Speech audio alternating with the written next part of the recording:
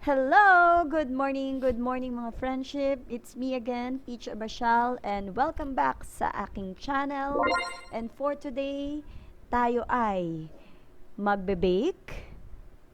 Wala naman akong oven, so hindi pala tayo magbe-bake. Tayo ay magluluto ng cake using only these 3 ingredients. So, tama po yung narinig nyo at tama po yung nabasa nyo. So, kung gusto nyo malaman paano ito gawin, mag-subscribe po muna kayo sa aking channel. Ayan, i-click nyo yung red na button and then i-click nyo yung bell katabi ng red button para ma-notify kayo pag meron ako mga new videos. So, simulan na natin!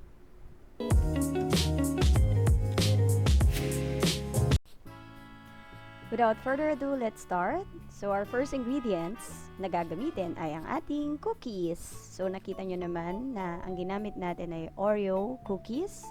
But you can use any cookies that you have there, like if you have Cream O, Presto, Chips Delight. So, pwede nyo po siyang gamitin. So, I use Oreo cookies na chocolate flavor. Pwede rin naman vanilla. Wala namang kaso yun. Hindi naman yan magagalit sa inyo.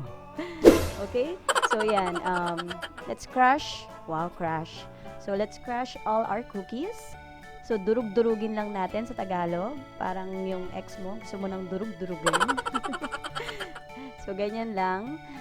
Pwede nyo gamitin yung blender, but since wala akong powerful blender, so, dinurug-durug ko lang siya ng kaunti. And then, tsaka ko siya ilalagay sa blender together with the milk. So, the second ingredients na gagamitin natin ay ang milk. So, 1 cup of milk. You can use evaporated milk, but sa akin, I use fresh milk kasi ito lang yung meron ako dito ngayon, available. So, i-blender natin together yung cookies and yung milk natin.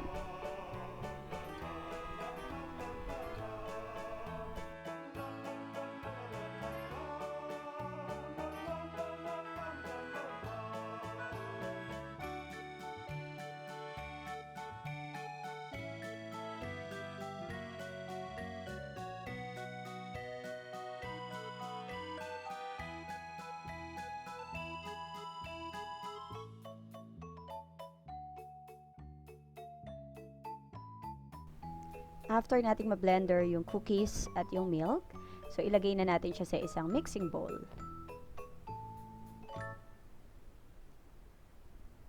At dito sa mixing bowl na to ay ilalagay na natin ang ating third ingredients, which is ang baking powder.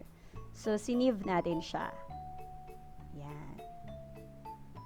O diba, may nalalaman pang sieve.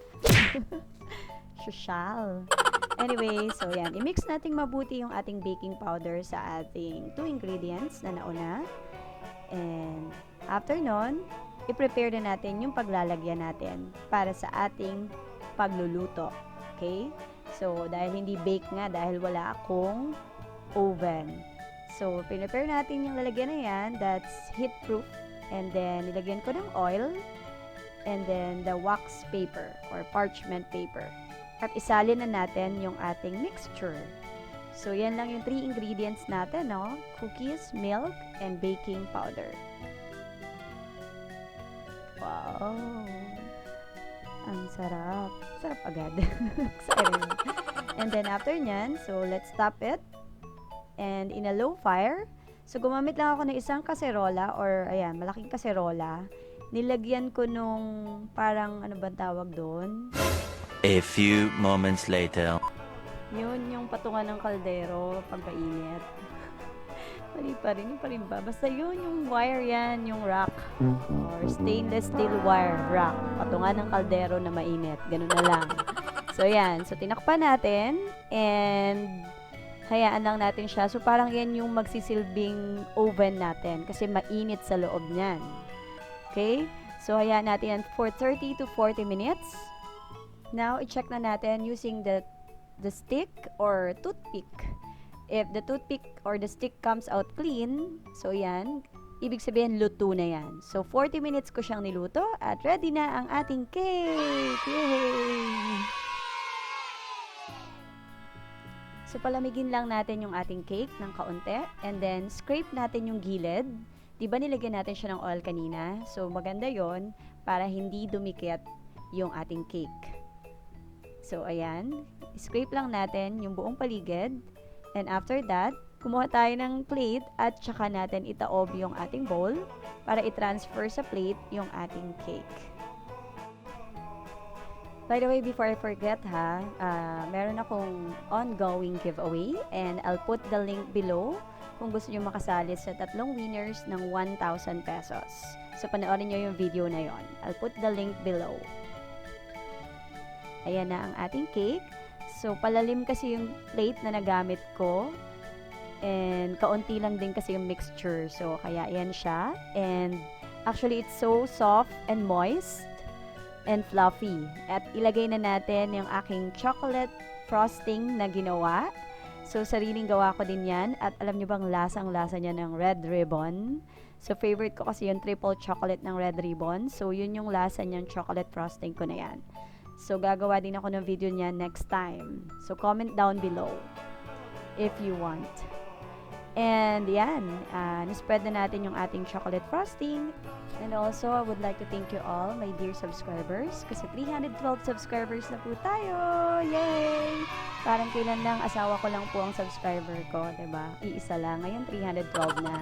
So, I know, kakaunti lang yan compare sa iba. Pero we have to celebrate small victories. Kaya may cake din tayo, diba? It's a celebration.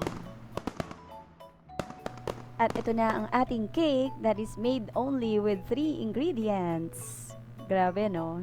Hindi mo lubos akalain. Pero subukan nyo para malaman nyo. So, lalo na ngayong lockdown, diba? Ang hirap, di natin alam kung saan bibili. So, you can make your own version of your yummy chocolatey cake while at home. Mag-e-enjoy for sure ang inyong mga kids.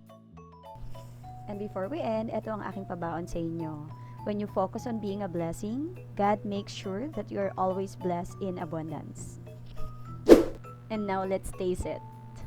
Alam nyo, it's so moist, soft, and so yummy. Subukan nyo na para malaman nyo. So, thank you so much for watching mga friendship. I hope nag-enjoy kayo. And if you do, please comment down below, like, share, and subscribe to my channel. Thank you, and may God bless us all. Bye-bye!